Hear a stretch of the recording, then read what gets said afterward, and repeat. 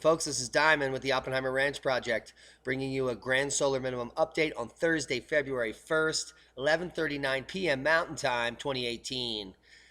I hope you guys just listened to the radio program that David Dubine and Christian Westbrook and I just did. 2 hours of jam-packed information. We had over 100,000 listeners. It was disseminated on several other stations. It was amazing.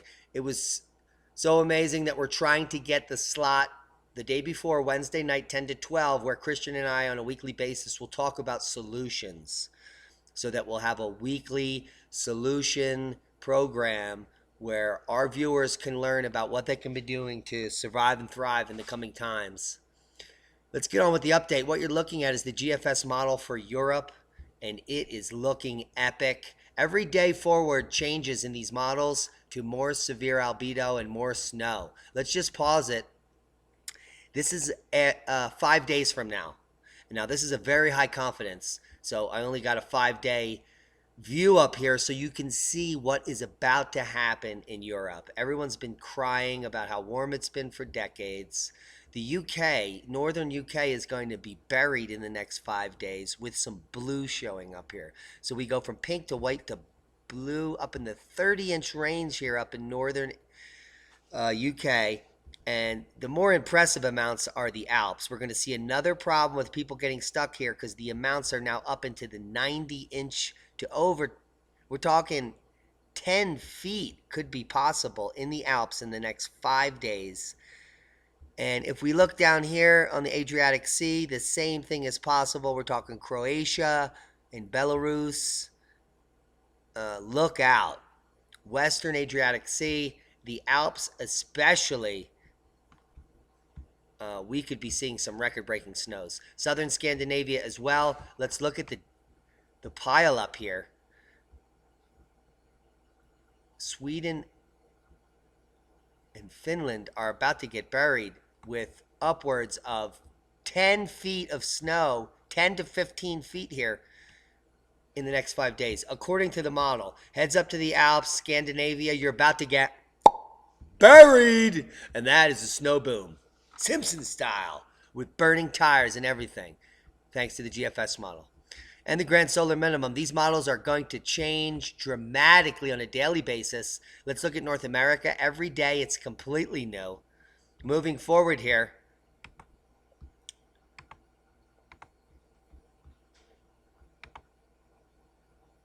Frigid Arctic dropping temperatures all day, accumulating snow possible Saturday night.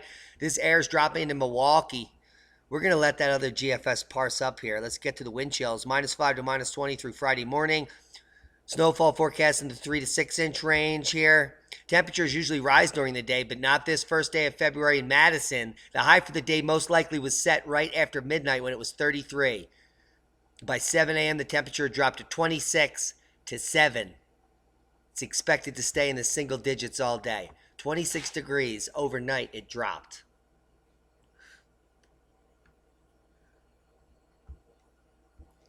Let's go to the GFS model for North America. Now, we're going out here to the 4th here, so you can have some light snow for Super Bowl, but it's going to be freezing cold.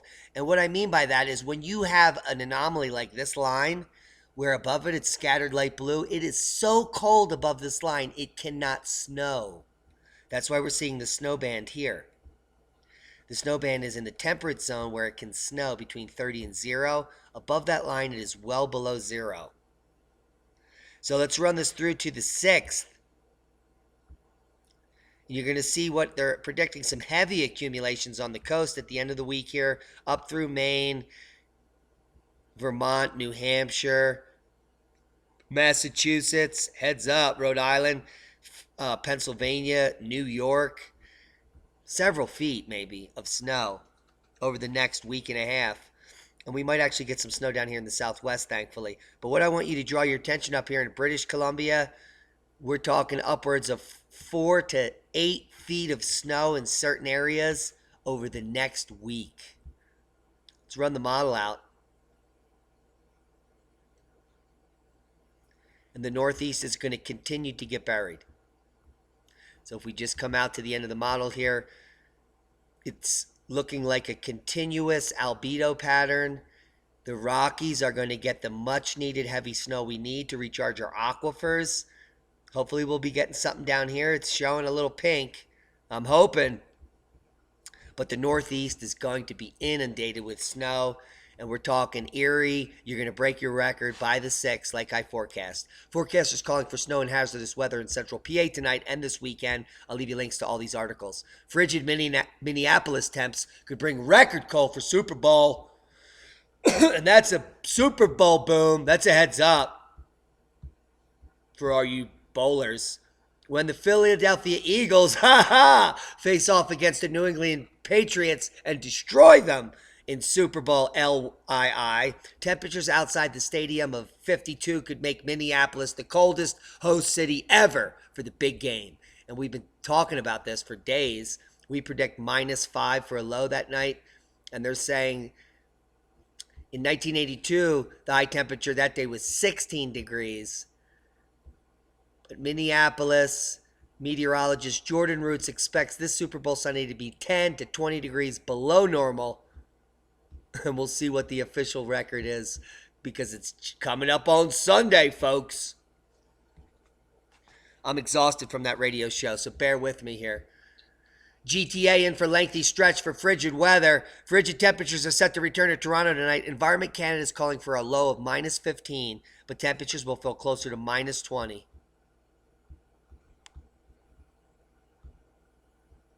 We just showed the snow bathing UK in the next week. London area health officials have issued a cold weather alert with temperatures set to plunge. The region's public health agency is warning area residents that even though we've seen the last of January, freezing temperatures are still expected in the coming days. -15°C overnight this weekend is expected. This is stark contrast from Wednesday when the temperatures were well above zero. It's a heads up, London. Snow forecast, UK set for heavy snow with 72 hours as Canada wind sparks -13°C weekend freeze. That's a mouthful. Freezing Arctic conditions will continue to grip the nation, pushing the mercury below 10°C overnight in parts. Daytime temperatures will widely hover in the single figures amid warnings. It will turn even colder next week. It's not looking good. Look at all these squiggly lines. Whew. Damn. That's crazy. Snowfall expected to follow bitter cold in Milwaukee. Look at the crystals. They're gorgeous. Double-digit wind chills in Milwaukee on Thursday and Friday are expected to be followed by close to 6 inches of snow. Huh. What's going on? I mean, I have no idea. Cold snap brings record number of water main breaks. I wonder what this means. Cold snap. That's a heads up. It's a cold snap, folks, during global tire burning warming. Cold snap brings record number of water breaks. Let's get the facts. An unusually cold winter has led to a record number of water main breaks. That doesn't sound like a cold snap. It sounds like an unusually cold winter as a whole. In Washington's Maryland suburbs, shattering the previous monthly record of the past 100 years. In January, 819 pipes burst or leaked in Montgomery and Prince George's counties, often leading to closed roads, snarled traffic, and water outages. This is just the beginning. These southern states do not have the pipes at the correct depth for the temperatures that we are about to experience as we descend into the coldest period in modern history. Colder than anything before the Victorian era, which there's limited actual factual data on. And that's a heads up. Anything before 1900 is mostly a lie, folks, and if you didn't know. Locals flee floods in Bolivia. They're totally fluxed there. Look at how fluxed he is. Over 120,000 people have been affected by cosmic ray flux, while over 40 families have lost their homes. This is only going to get worse and worse. If you live in a flood-prone area and it's flooding, look out.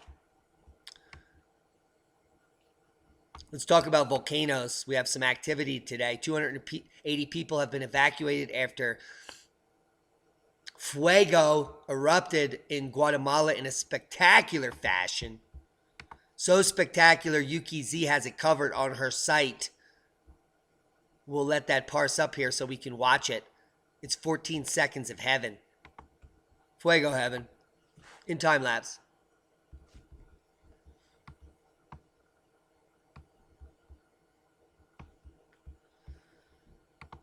So only the beginning is worth it. Then this ash plume is a mile high with some moderate lava. But it caused the people to be very scared, as you would imagine. I'll leave you links to Yuki Z. Subscribe to her channel, give her a like, and talk in the chat, and talk up the Oppenheimer Ranch Project and how awesome we are. Guatemala City, at least 280 people have been evacuated in Guatemala after the Fuego volcano reactivated, which is in constant state of activity, erupted more strongly, the first such instance this year.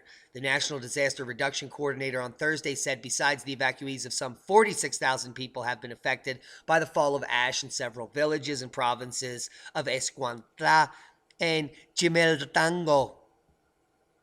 That's what they reported. The Fuego volcano, located 50 kilometers from the capital, presents a Stromboli-type eruptive profile, which means lava fountains and amazing eruptive events that can be seen in the evening at close proximity. This has obligated authorities to declare an orange institutional alert and a red alert for the town of Olintango, where the passage of vehicles has been blocked along one of the local highways due to pyroclastic flows. If you're that close to this volcano where pyroclastic flows block roads, you're a idiot, and that's a heads up. Boom! Because when this baby blows, your flesh will fall from your bones. And you can watch all the coverage at Yuki Z while the local villagers around this volcano's flesh falls off if it does erupt, because she has live streams 24/7. Thank you, Yuki Z. Worldwide volcano news update. Dukono volcano Mayan Sabancaya.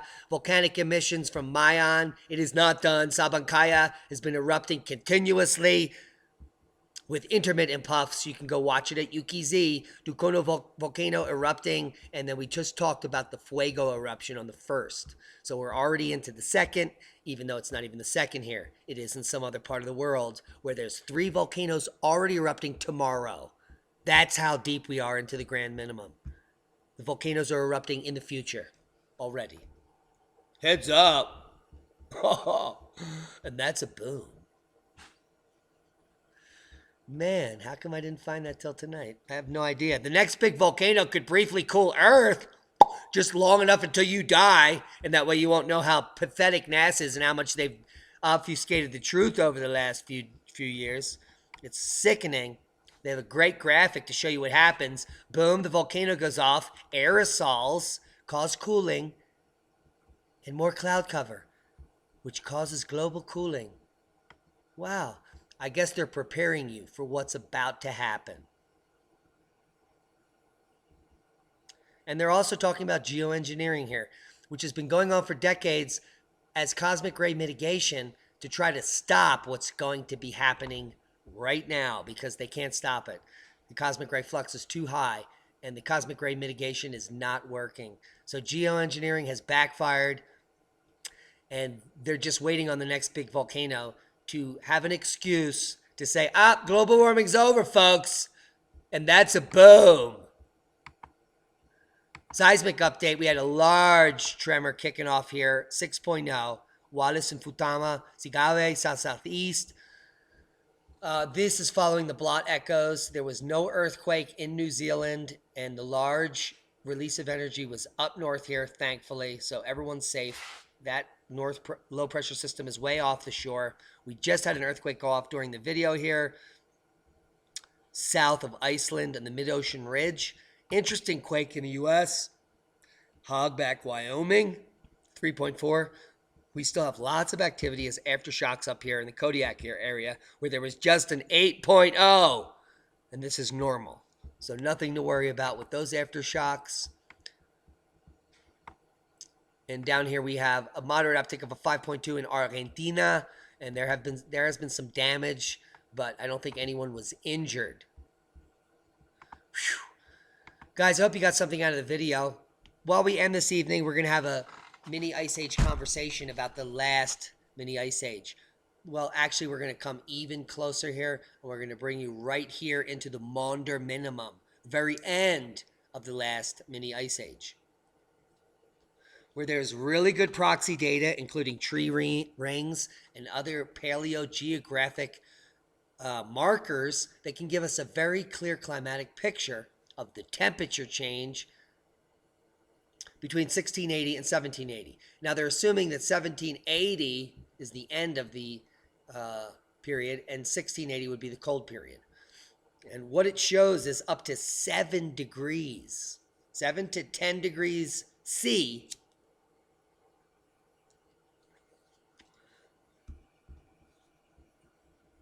colder. 0.7. My bad. I'm sorry. I was just lighting a cigarette. So if it's 2 or 3 degrees colder in this region in North America, the weather is going to be very different. It's also going to be inhospitable for growing food. And the major food growing region in the U.S. is right here in the major temperature change region. That's a bad idea. And farming is going to be totally fluxed in this area. Not because of cosmic rays, but because of the waning magnetosphere and the cooling that's happening based on the paleogeographic record. Other areas hard hit are Northern Europe and the areas we're seeing snow now, like in Morocco. There's in fact 3 to 4 more feet of snow predicted in Morocco this week, an area that hasn't seen snow for 100 years. Why is that? In the past, Northern Siberia and this region are up all the way here to St. Petersburg, very cold. So that's a heads up. If you're in the southern coast of Alaska, you're going to probably bode well if you can deal with mosquitoes, melting permafrost, and a bunch of mud, because that's your future. So that's a heads up. I'll leave you links to this paleogeographic map, which will take you to solar shutdown. And I hope you got something out of the video. We're about to be descending into areas of unknown territory. At some point, the systems that you rely on will start to fail. The explanations you'll get will be total BS. It will be obfuscation of the truth and disinformation, so you don't know what's happening and so you don't panic.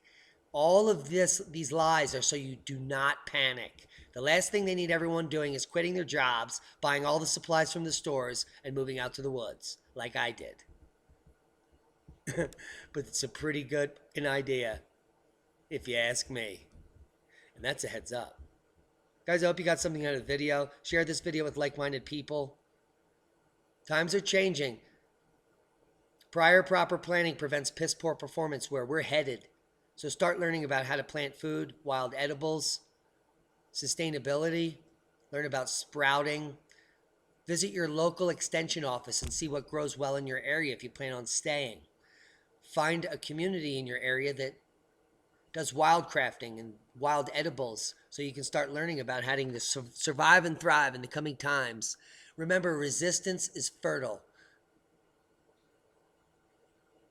The biggest danger to a corrupt system is an informed public. So start learning. Be safe, everybody.